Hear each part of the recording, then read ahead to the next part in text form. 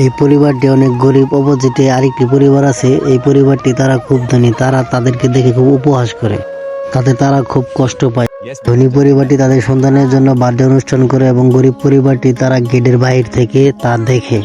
তারাও তাদের সন্তানের জন্য বার্থডে অনুষ্ঠান করে, তবে তাদের মতো নয়, তাদের অত টাকা নেই। গরিব পরিবারের ছেলেটি চিন্তা করে পরিশ্রম করে অনেক বড় লোক হতে হবে, তাই সে এক পাহাড়ে যায়। তারপর সে পানির ধাক্কায় নিচে পড়ে যায়।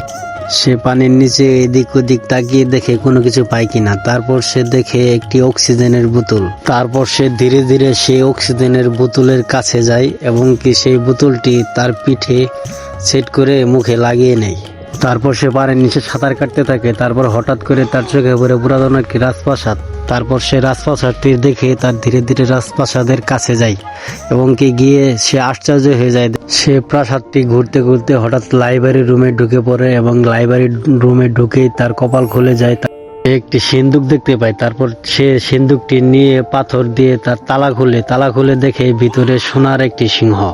সেই সিংহটি দেখে সে মহা খুশি। তারপর সে ধীরে ধীরে সমুদ্র থেকে উপরে চলে আসে। সে বাসায় এসে তার ওয়াইফের সাথে সবকিছু শেয়ার করে এবং কি মুহূর্তের ভিতর সে ধনী হয়ে যায়। অপরদিকে সেই ধনী ব্যক্তিগুলো তাকে দেখে অনেক অবাক হয়ে যায়।